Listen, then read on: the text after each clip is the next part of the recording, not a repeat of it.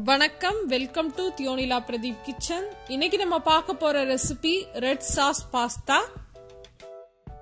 இந்த பாஸ்தா பண்றதுக்கு ஃபர்ஸ்ட் நம்ம ரெட் சாஸ் ரெடி பண்ணிடலாம். அதுக்கு ஒரு சாஸ் பேன்ல ஒரு 3 கப் அளவு தண்ணி சேர்த்துக்கோங்க. தண்ணி இந்த மாதிரி நல்லா கொதிச்சதுக்கு அப்புறமா அதுல இந்த மாதிரி நல்லா சிகப்பு தக்காளி, நல்லா பழமா இருக்க தக்காளியா எடுத்துக்கோங்க. குட்டி குட்டி தக்காளி அப்படின்றனால நான் 4 சேர்த்திருக்கேன். சின்ன தக்காளி இல்லாம பெரிய தக்காளியா இருந்துச்சுன்னா நீங்க 2 சேர்த்தாவே போதும். தக்காளியை சேர்த்ததுக்கு அப்புறமா அதை மூடி வச்சு ஒரு 7 இருந்து 8 நிமிஷம் தக்காளியோட தோலெல்லாம் உறிஞ்சு வர வரைக்கும் அதை நல்லா வேக வச்சிடலாம். இப்ப பாருங்க, 8 நிமிஷத்துக்கு அப்புறமா தக்காளியோட தோல்லாம் நல்லா உறிஞ்சு வந்துருச்சு. இது கொஞ்ச நேரம் ஆறட்டும். நல்லா ஆறுனதுக்கு அப்புறமா நம்ம மிக்சியில சேர்த்துக்கலாம். அது ஆறுறதுக்குள்ளாட்டி நம்ம பாஸ்தா வேக வச்சு எடுத்துடலாம். பாஸ்தாவை வேக வைக்கிறதுக்கு ஒரு பேன்ல 4 கப் அளவு தண்ணி சேர்த்துக்கோங்க. தண்ணி நல்லா கொதிச்சதுக்கு அப்புறமா தான் நம்ம பாஸ்தாவை சேர்க்கணும். அப்பதான் பாஸ்தா ஒன்னோடு ஒண்ணு ஒட்டாம நல்லா வேகும். தண்ணி இந்த மாதிரி நல்லா கொதிச்சதுக்கு அப்புறமா அதுல தேவையான அளவு உப்பும் ஒரு டீஸ்பூன் அளவு எண்ணெயும் சேர்த்துக்கோங்க. இந்த மாதிரி சேர்க்கறனால எண்ணெய் சேர்க்கறனால பாஸ்தா ஒன்னோட ஒண்ணு ஒட்டாது. அடுத்து இதுல 1 கப் அளவு பாஸ்தாவை சேர்த்துக்கலாம். சேர்த்துட்டு இதை நம்ம பேக்கெட்ல கொடுத்துருக்க நேரத்துக்கு நம்ம வேக வைக்கணும். சில பாஸ்தா 10 நிமிஷம் பேக்கெட்ல கொடுத்துருப்பாங்க, சிலதுல 15 நிமிஷம் கொடுத்துருக்காங்க. நீங்க உங்க பாஸ்தா பேக்கெட்ல எவ்வளவு டைமிங் கொடுத்துருக்காங்களோ அந்த டைமிங்க்கு தகுந்த மாதிரி வேக வச்சு எடுத்துக்கோங்க. இப்ப பாஸ்தா வெந்துட்டு இருக்க சமயத்துல நம்ம தக்காளியை மிக்சியில அரைச்சு எடுத்துடலாம். தக்காளியோட தோலெல்லாம் எடுத்துருங்க. அதே மாதிரி அந்த கண்ணு பகுதி மாதிரி இருக்கு இல்லையா, அதையும் நீங்க எடுத்துட்டீங்க அப்படின்னா மிக்சியில அரைச்சதுக்கு அப்புறமா நம்ம ஸ்ட்ரைட்டா சேர்த்துக்கலாம். அன்னைக்கு நான் அதை எடுக்காம விட்டுட்டேன், அதனால அது மட்டும் மிக்சியில அரைபடாம இருந்துச்சு. அதுக்கப்புறம் நான் அதை தனியா எடுத்தேன். இப்ப டொமேட்டோ பியூரி ரெடி ஆயிருச்சு. இப்ப 10 மினிட்ஸ்க்கு அப்புறமா பாஸ்தா நல்லா வெந்திருக்கு. இத உடனே நீங்க வடிகட்டிடணும். தண்ணி எதுவும் இருக்க கூடாது. தண்ணியிலே நீங்க பாஸ்தா வச்சிருந்தீங்க அப்படின்னா அது ஒன்னோட ஒண்ணு ஒட்டி குழஞ்சு போயிரும். அதனால உடனே தண்ணியெல்லாம் வடிகட்டிடுங்க. இப்ப நம்ம பாஸ்தா பண்ண ஸ்டார்ட் பண்ணிடலாம்.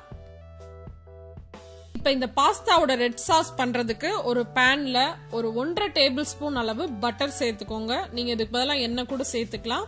ஆனா ரிச்சா இருக்கிறதுக்காக நான் பட்டர் சேர்த்திருக்கேன். சேர்த்துட்டு அதுல ஒரு 2 பல்லு பூண்டை நல்லா பொடியா நறுக்கி சேர்த்துக்கோங்க. சேர்த்துட்டு அது கூடவே ஒரு மீடியம் சைஸ் வெங்காயம் நல்லா குட்டி குட்டியா நறுக்கி சேர்த்துக்கோங்க. வெங்காயம் இதுல கம்மியா சேர்க்கணும், தக்காளி அதிகமா சேர்க்கணும். அப்பதான் பாஸ்தாக்கு டேஸ்ட் நல்லா இருக்கும். ஒரு வெங்காயம் எடுத்துக்கிட்டீங்கன்னா குறைஞ்சது 2 தக்காளில இருந்து 3 தக்காளி வரைக்கும் கூட சேர்த்துக்கலாம். நம்ம சின்ன தக்காளி அப்படின்றனால 4 சேர்த்திருக்கோம். இப்ப வெங்காயம் நல்லா டிரான்ஸ்பரண்ட் ஆற வரைக்கும் அதை நல்லா வதக்கிக்கலாம். வெங்காயத்து கூடவே தேவையான அளவு உப்பு சேர்த்து வதக்கிக்கலாம். அப்ப வெங்காயம் சீக்கிரமா வதங்கிரும்.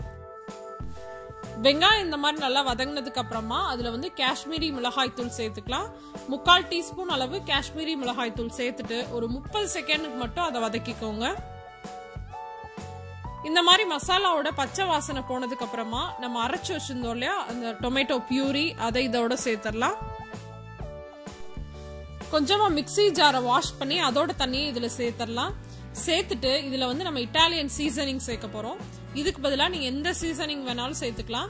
நம்மகிட்ட கரம் மசாலா இருந்துச்சுன்னா அதை கூட சேர்த்துக்கலாம். அப்படி இல்லைன்னா ஆரிகானோ இருந்துச்சுன்னா அதுவும் சேர்த்துக்கலாம்.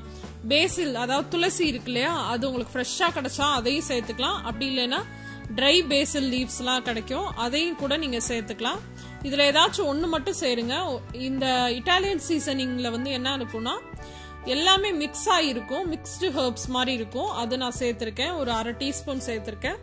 அடுத்து இதுல கொஞ்சமா பெப்பரும் ஒரு டீஸ்பூன் அளவு டொமேட்டோ கெச்சப்பும் சேர்த்துட்டு நம்ம தேவையான அளவு உப்பு சேர்த்துட்டு அதை மூடி வச்சிடலாம். ஒரு 4 இருந்து 5 நிமிஷம் இது நல்லா கிரேவி கொதிக்கட்டும்.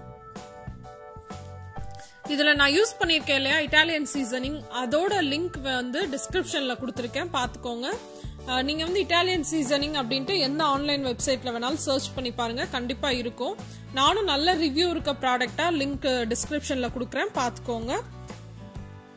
இப்ப பாருங்க, 5 நிமிஷத்துக்கு அப்புறமா நம்ம ரெட் சாஸ் ரெடி ஆயிருச்சு. இப்ப இதோட நம்ம பாஸ்தாவை மிக்ஸ் பண்ணிடலாம். பாஸ்தா மிக்ஸ் பண்ணதுக்கு அப்புறமா ஒரே ஒரு நிமிஷம் மட்டும் அதை சேர்ந்து கொதிக்க விடுங்க.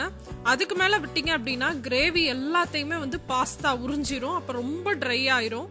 அதே மாதிரியே இத பாஸ்தாவோட கலந்ததுக்கு அப்புறமா இமீடியட்டா நீங்க சர்வ் பண்ணிருங்க. கொஞ்சம் லேட் ஆக்குனீங்க அப்படின்னாவே அந்த கிரேவி எல்லாத்தையுமே பாஸ்தா உறிஞ்சிரும். நீங்க பாத்தீங்கன்னாவே தெரியும்.